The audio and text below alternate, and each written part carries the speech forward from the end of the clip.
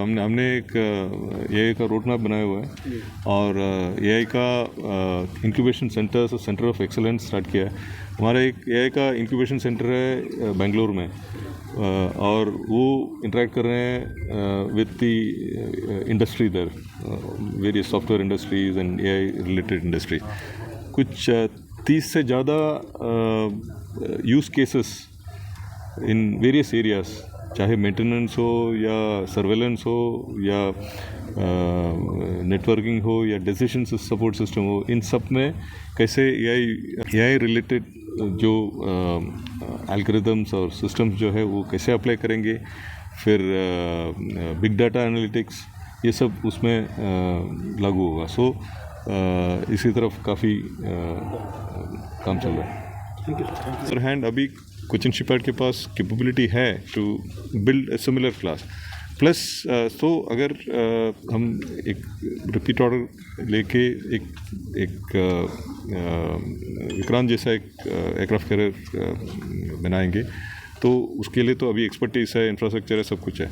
और दूसरा चीज़ जो है, ये टेक्नोलॉजी अभी चेंज हो रहा है, क्योंकि अभी हम देख रहे हैं कि इसी कैरियर से हम अनमैन्ड कॉम्बैट एयरक्राफ्ट भी, यूकैव्स भी लॉन्च कर सकते हैं, सर्वेलेंस के लिए ड्रोन्स भी लॉन्च कर सकते हैं। तो so we are trying to see how we can use repeat order of Vikrant itself for meeting our requirement. So इसका अभी case we have just started. After they complete when they complete 4 years, 25% will get absorbed in the Navy, as naval sailors, and they will continue thereafter. जो best है और जो चाहते हैं, मतलब इनमें से कई लोग हैं जो नहीं चाहते हैं कि कंटिन्यू, 4 साल के बाद वो कुछ बाहर और भी काम कर सकते हैं, क्योंकि इनका अग्निवीर के लिए अभी गवर्नमेंट में जो स्कीम्स स्टार्ट किया है, एक तो रिजर्वेशन है, ये CAPFs में रिजर्वेशन है, MOD का सिविलियन कैडर्स में, कोस्ट गार्ड में है, तो वहाँ जा सकते हैं। तो दूसरा जो है, they get credits for the education, मतलब जो 12th करके यहाँ आया अग्निवीर बन के, उसको ग्रेजुएशन करना है तो 50% क्रेडिट्स मिल जाता है, मतलब he has to do only half the requirement to complete graduation. So similarly जब वो बाहर जाता है, ही गेट्स अबाउट 12-13 lakhs मिल जाता है, फिर he can become a entrepreneur अगर कुछ खुद करना चाहता है। सो काफ़ी मर्चेंट नेवी में भी उसको अभी MOU वगैरह हमने साइन कर लिया for them to join the merchant navy अगर चाहते हैं तो।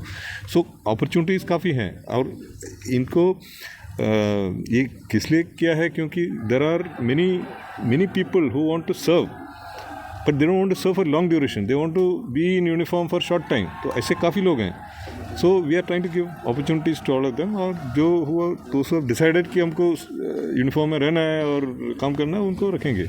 हर फोर्स का एक पर्सपेक्टिव प्लान होता है, फोर्स डेवलपमेंट और कैपेबिलिटी बिल्डिंग प्लान होता है, तो हमारा भी है, लेकिन वो किसी देश के किसी दूसरे देश के फोर्स के स्ट्रक्चर के हिसाब से नहीं होता है। ये होता है based upon our national interest. हमारा जहाँ नेशनल इंटरेस्ट है और उसको कैसे प्रोटेक्ट करेंगे, प्रिजर्व करेंगे, प्रमोट करेंगे, परस्यू करेंगे, इसके लिए जो रिसोर्सेज चाहिए, जो फोर्स चाहिए, जो कैपेबिलिटी चाहिए, वो हम डिसाइड करते हैं और फिर उसके हिसाब से हम कैपेबिलिटी डेवलप करते हैं। तो आपको पता होगा कि in Indian Ocean region we are the largest resident naval power, और आत्मनिर्भरता के बारे में आप पूछेंगे तो 2047 तक हमने एक प्लेज लिया है कि कमिटमेंट और national leadership that by 2047 we will become आत्मनिर्भर फोर्स, चाहे शिप हो, सबमरीन हो, एयरक्राफ्ट हो, या वेपन, सेंसर्स, मिशनरी, जो भी हो। तो उसी डायरेक्शन में हम जा रहे हैं। तो we are working on 1 or 2 areas which are a little critical, जैसे propulsion system and some specific weapons and radars. बाकी otherwise we are very confident that we will achieve it well before that. The passing out parade of 3rd batch of Agniveer, और I consider myself privileged कि the first batch also I reviewed the parade last year in March around the same time. और आज we have seen the passing out parade of the third batch of Agniveers. You have seen the standard of the parade, you have seen the turnout, the drill, the confidence, उनका जोश. मैं ये बोलना चाहता हूँ कि as far as भारतीय नौसेना is concerned, we are very very happy with the Agniveers. So as भारतीय नौसेना अध्यक्ष, I am very very happy and satisfied with our Agniveers and their performance, and we look forward to working with them in the Navy. Okay, so now I am willing to take